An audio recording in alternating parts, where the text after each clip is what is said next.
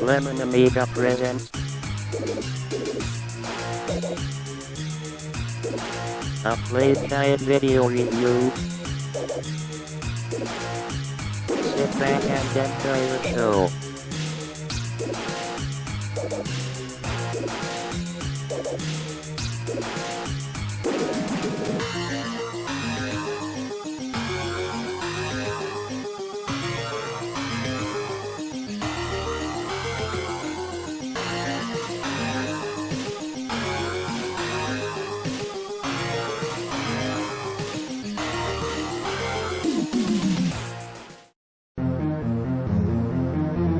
Hey there, welcome to another Lemon Amiga play guide and review. In this week's show, we'll be checking out Future Wars, developed by Delphine Software and published by Palace Software in time for Christmas 1989.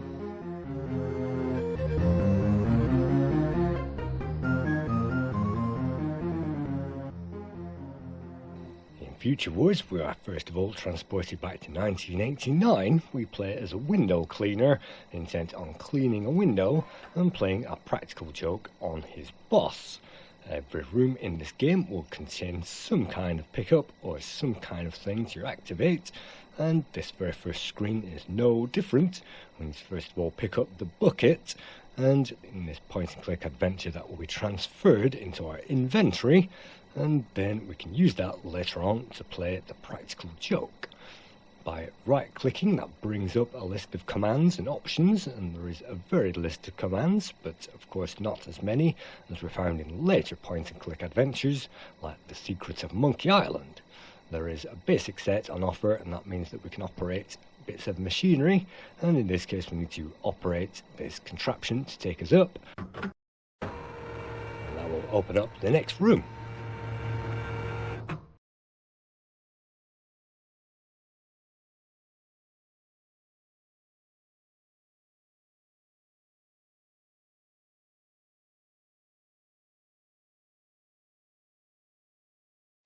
Some rooms are actually packed with things to do, and in this second room there are quite a number of objectives, and those graphics are quite detailed, but they are also quite small, and you can see quite small graphics in the centre of our screen, and yes, they could have made those a lot larger.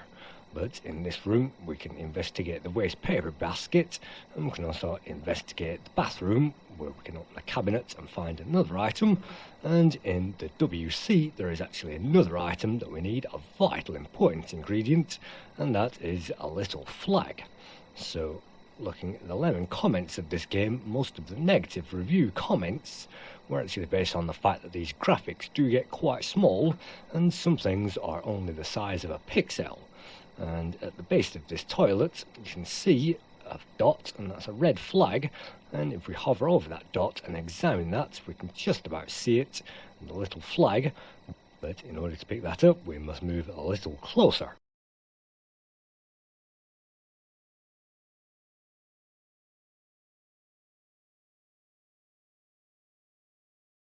In the bathroom we can also operate the toilet and the sink, and we can also check out the rug in the foyer as well, and if we manage to operate this rug and examine that at a certain spot, then the corner will peel back to reveal yet another item that we need, and moving over that item on the rug makes sure that a small bump appears in the corner, and that tips off the player that there is something under there. It's just that they will have to be standing in the right place, otherwise they'll be standing on the rug, and that won't obviously work.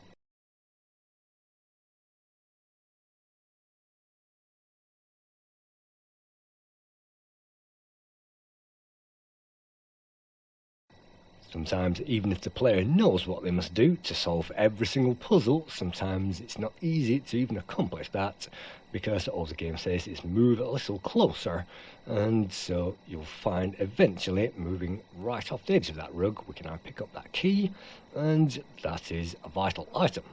Each one of these items is a vital item unless it's a red herring, and there are very few red herrings in this game.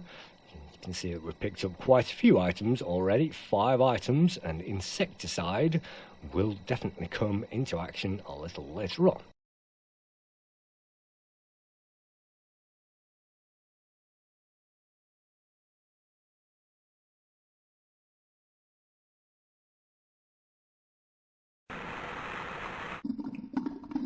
Just like all good point and click adventures, there is always an empty bucket which needs filling up with water, and in this case we can place that empty bucket on top of the door, and then we can play a practical joke on the guy who walks through it. The same joke was used in The Secret of Monkey Island 2, which came out in 1992. LeChuck's Revenge, that used, well, a pretty similar joke with swamp water. And, well, that's quite funny in its day, because these graphics in 1989 were actually quite a cut above the rest. And you can see that, yet again, the rooms continue to be small but packed with detail, and back then the imagination was wilder and more imaginative than it is today, because these graphics weren't amazingly in your face and told you everything that you needed to know. In this game we actually play a guy who's fallen over a major conspiracy, and the aliens are actually attacking the Earth, and they've found a teleportation device to take them back to 1304. And you have no idea about this, you're actually making the story up as you go along, and at this point in the story we have to find a way out of this room. The way to the left is blocked by our boss and we can't go in there, otherwise we'll get sacked. And so what we have to do is investigate all these cupboards and all these cabinets and even the desk drawers and the typewriter on the desk, and then we will figure out that we can actually use the small flag that we found earlier on.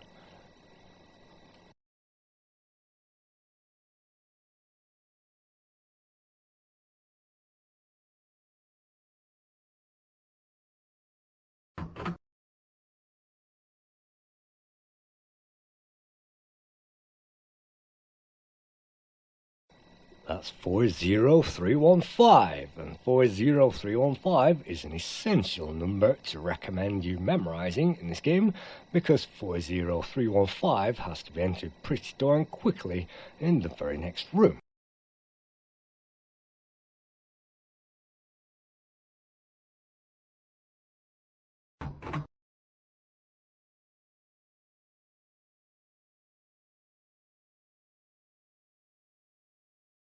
Despite the lack of in-game music that actually adds to the tension and the atmosphere in Future Wars, which has a really mysterious and odd character all of itself, it is not quite the past and it's not quite the future, and it's a time travel game where we do get to move through periods of time, and we also get to play a point and click adventure as well.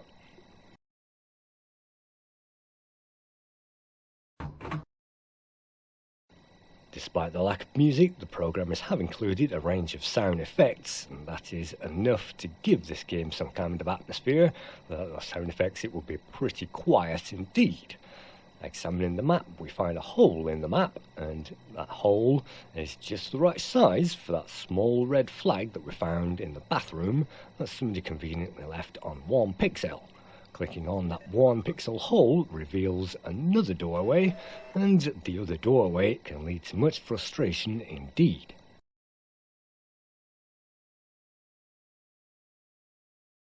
Here we find the first example of the first life and death scenario, and if we get this correct then we will survive, and if we don't get this absolutely perfect then we are going to die. The objective is to enter those numbers that we found earlier on into this keypad, and you have to enter those within 5 seconds. Otherwise the automatic crusher device will crush you, and that's the end of a life. What you can do at this point is to reload from save, assuming that you have saved this game at this point, and it's pretty dire that the game actually kills the player just a few screens into the game, but many screens contain some kind of death zone, and so it's important to save the game up regularly. By pressing escape we can check out the information, and we can also save our progress at any point and any screen, and it's vital to do that. So let's just save our current progress. Let's just call this the vault, because trying to get into the vault is a major opportunity to die in itself. And so let's try again to enter those numbers into that keypad and try to get further into this game.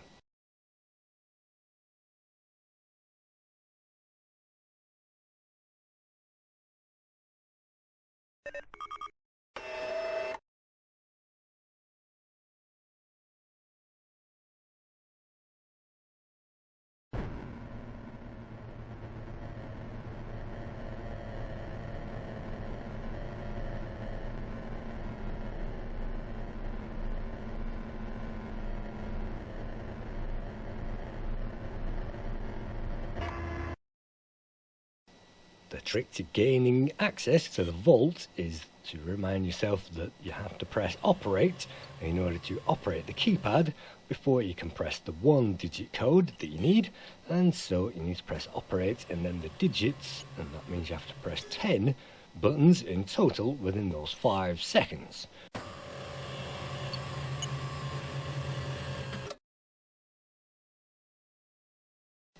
Even if they know the passcode and even if they know how to operate the keypad, sometimes operating that using 10 buttons and trying to get that absolutely perfect and within that time limit is a chore into itself. And if the player doesn't save up the game, then this experiment definitely makes sure that the player gets used to that regular accomplishment.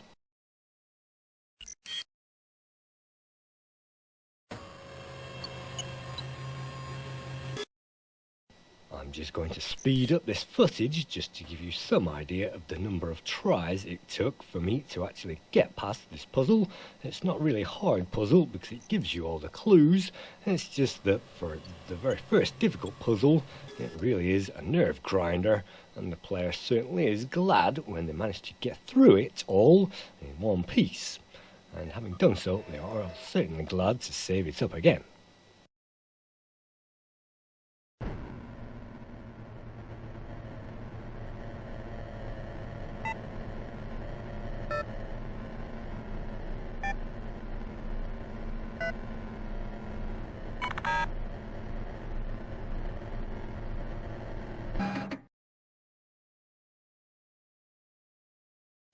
Let's take the opportunity to save this game up before we venture on to the next screen, which yet again faces certain death.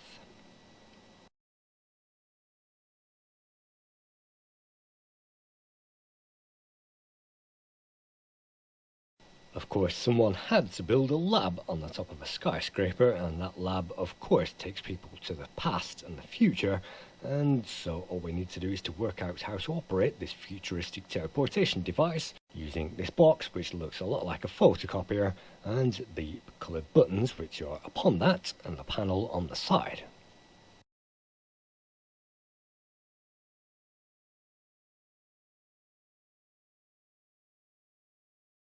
This game is very much a hit and miss affair, and this trial and error technique has to be used throughout this game to get anywhere with it, and as we shall find later on, even that isn't always as much as it's cut out to be. But in this game, let's just try and press a few buttons and see what happens.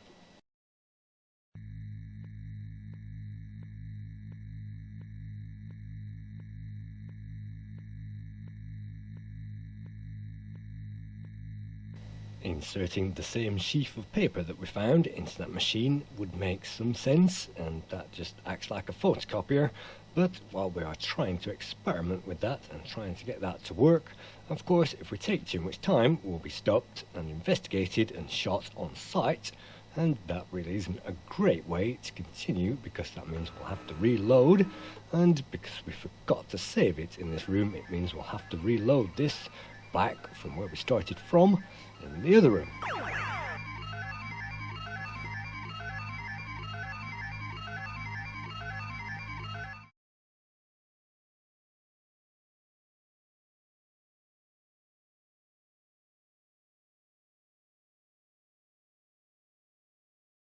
For this reason, sometimes it's best to make a new save as soon as you enter a new room, and I'm not quite sure how many saves will fit onto a disk, but this is definitely hard drive installable thanks to the WHD load community, and that's the version I'm playing right now.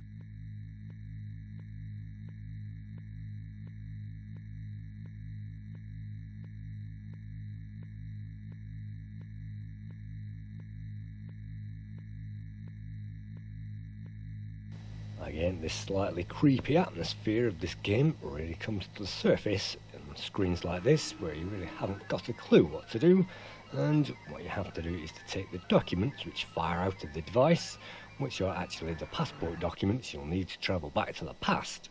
In this case, we travel all the way back to 1304, and we actually land in the middle of a swamp, which isn't actually the most opportune way to enter a new time period.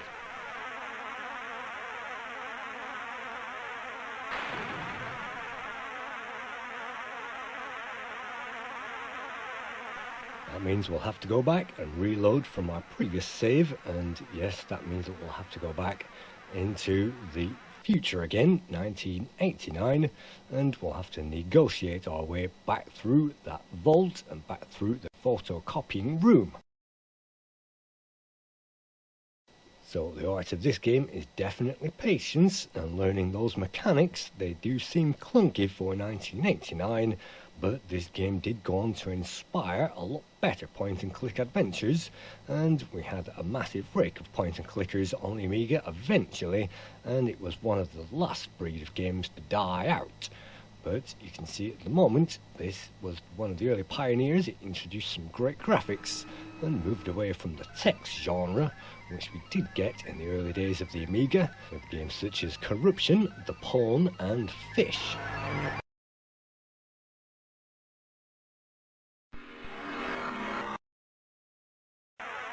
This game was coded by Paul Quizet, and Paul started out on the Atari ST coding Phoenix in 1987, and then in 1988 he co-founded his own company, which was Delphine Software Interactive, also known as DSI,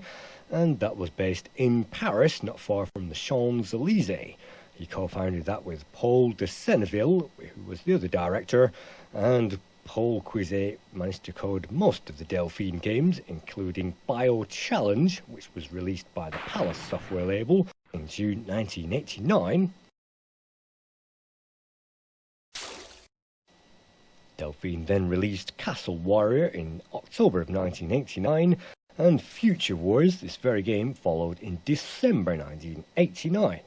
And after this they created, using the very same game engine, Operation Stealth, also known as James Bond The Stealthy Affair, which appeared in 1990, and after complaints that these graphics were way too small, they made all the graphics massive in A Cruise to a Corpse, which appeared in 1991,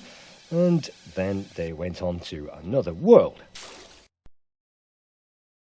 All the graphics in this game were created by Eric Chahi, and Eric Chahi is better known for creating Another World, also known as Out of This World, which appeared in 1991, and he went on to create the sequel, Heart of the Alien, which appeared on the Sega CD, and Heart of Darkness, which appeared on the PS1 in 1998.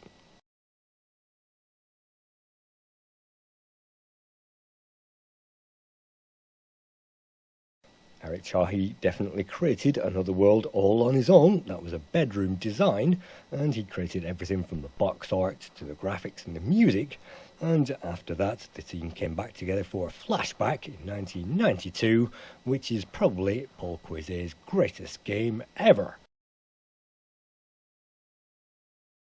After Flashback, Delphine only released one more game on the Amiga, that was Shaq Fu, a conversion of that fighting action game in 1994, which was very lowly, diabolically underrated, and maybe that only got a 2 out of 10 currently on the Lemon Amiga database. And after Shaq Fu, they went on to the Moto Racer series, which appeared on the PlayStation.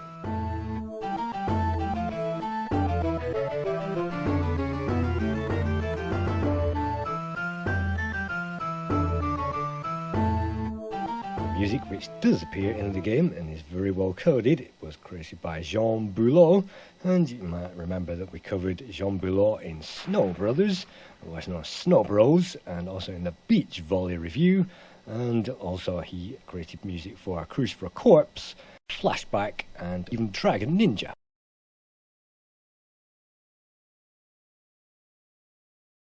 On the Amiga, we have managed to venture onto the second screen of 1304, and on the second screen there is surprisingly a lot to do, and there are quite a few red herrings, every single bush, every single tree, but you might notice at the bottom of this tree there is a hollow, and in that hollow we actually find a rope, and using the rope we can climb up the tree and attach that to the branch which sticks out of the side. That isn't an easy puzzle to figure out, and there is a lot on the screen to click on, leading to lots of dead ends, and yet again, if you carry on walking to the left, as we found out, we'll be arrested by a group of monks, and that means it's yet again game over. And because this game is quite finicky, you'll have to stand in absolutely the perfect place to attach the rope to this branch, and if you are not standing at the base of the tree, it will not work. Having done so, time passes, and there is some kind of feeling of time in this game, but eventually someone from the village decides to take a skinny dip, and at that point you decide to rob their clothing, and you have to pick all that up from where they've thrown that on the bush.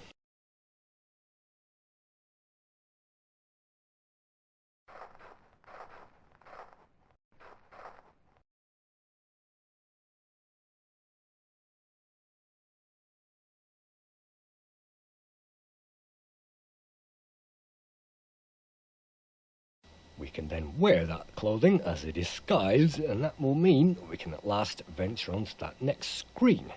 And some modesty involved, hiding behind bushes and things like that. But you can see these graphics are amazingly well drawn, and there is even some animation on the water and even on the chimney. You can see the chimney smoke and even the chickens on this next screen.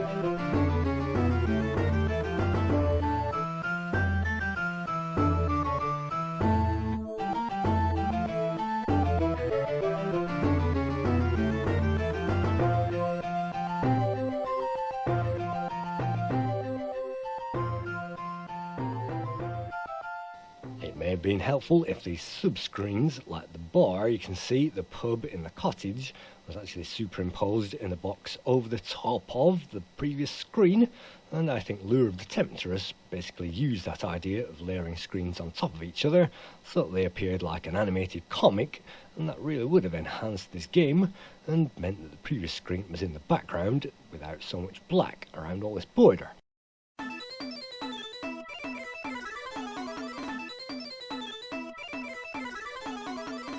You may think that we can enter this castle and have a great time, but unfortunately that's another red herring. But we do need the pike that guy is holding, and that pike will enable us to get a uniform that we need, a monk's robe, which is actually hanging on a tree on the very next screen, and without that pike, unfortunately that is not possible. And I think you have to gain some kind of token from the pub, maybe you have to buy him a pint or give him some treasure, but whatever it is, we'll need to gain something from the pub to get the pike, and having gained that, we can then use the pike, or the lance, whatever it may be, to get this monk's robe. Having gained the monk's robe, then we can gain access to the monastery, and we'll have to also get rid of the dog which guards the monastery as well. But in the monastery, of course, that's headquarters to all the monks, and if you make the wrong move, they will notice that you are actually a spy, and they will kill you just like that.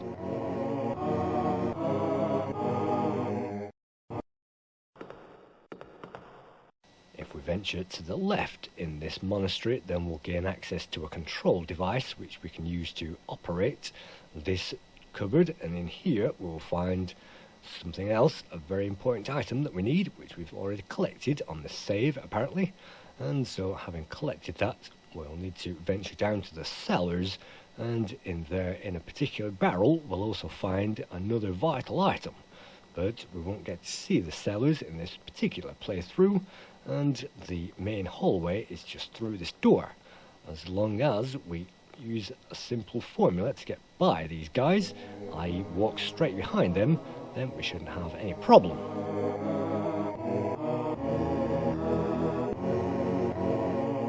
On the far wall we can see the door to the cellar, and if we open this door, this is where we found the control device, and sometimes clicking open doors like that is a little cumbersome, but yet again every point and click adventure basically used this model, and I remember Beneath a Steel Sky used basically this model, only with fewer commands, and that makes navigating around these games certainly quicker, but not as cartoony and as easy as printing all those commands on the screen.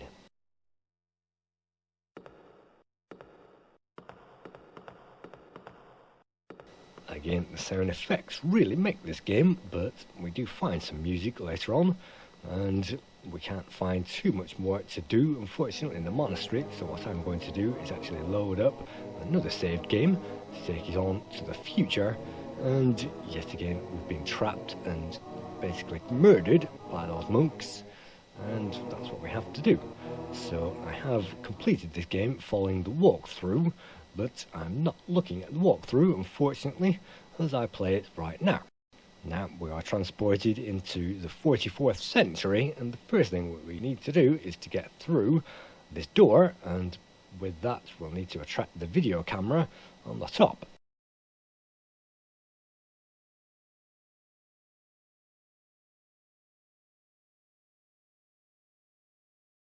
Just like most screens in the game, even this screen is a frustration unto itself, and sometimes you'll have to try every item with whatever is available. In this case we'll have to use the lance on that magic eye, otherwise known as the video camera, and then if you jab that thing with something that's very long and would not normally fit into a pocket, then we can gain access to the lobby area, and in here is one of the most important items in the entire game. And the most important item is actually a newspaper, and by using that we will get out of a jail cell much later on.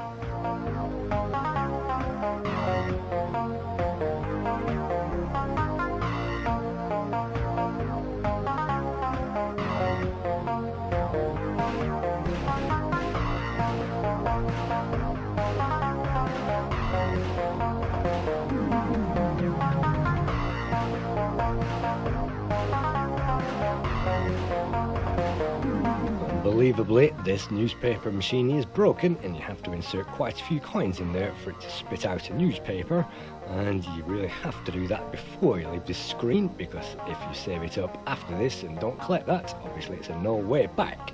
and it really doesn't give you a clue about that, except for in the manual you can see a guy in a prison cell reading a newspaper, and that's one of those things where you have to have played this game, and you have to have got through it by trial and error.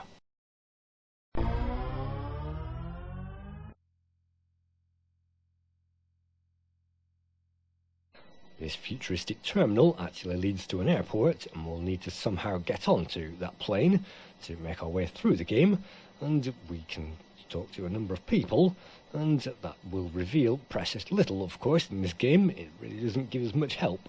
but the steps you can see at the bottom of the screen will lead to our next item, and we'll need to collect that next item before we move on. So this game has a technique to it. You have to collect all those items in every single room, or extract the data, in this case verbal information, from these guys before you are safe to move on. Otherwise you are certainly not safe, and you will have to retry the game and try it all over again. The trial and error aspect is one thing that the point and click adventures either did right or wrong, and at least we don't have too much pixel waving like we did in the Secrets of Monkey Island, and at this stage collecting items isn't too bad as long as we know where they are. But I happen to know that there is an item in the cabinet, and we have the fuses already, so that means that we can insert the fuses into this computer and collect the item. Moving on to the scores, the lowest score actually came from a review of Amiga format. They originally gave this 84% in January 1990, but they reduced that to 57% in 1993. Amiga Power gave this 69%. Amiga User International gave this game 79%. Info31 gave it 8%. Amiga Action gave it 82%. CU Amiga gave Future Wars 88%, along with the One Amiga, and the highest score goes to Ace Magazine, who gave this 91%. The current score on Lemon Amiga is 83, and that means that this gets an average rating of 8 out of 10.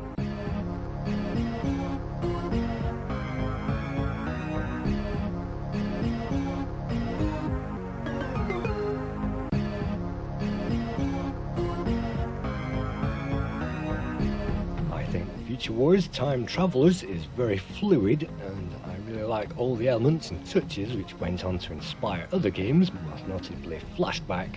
and I like the smooth walking, I love the environments and the atmosphere, and I like the control method. It's certainly better than a parser. The music is very functional, and these limited graphics are also great when they happen, and these action scenes, well, action scenes are always great.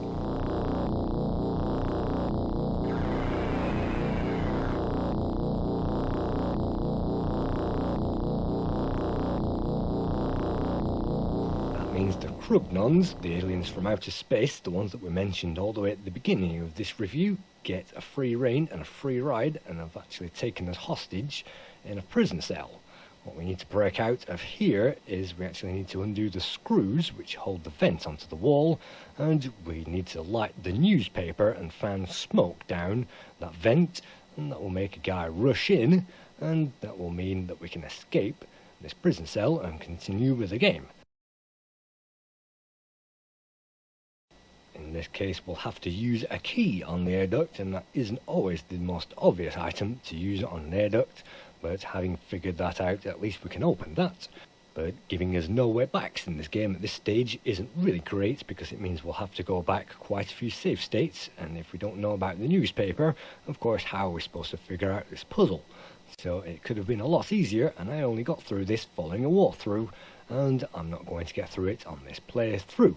So thanks once again for viewing another Lemon Amiga Playguide and review. Thank you.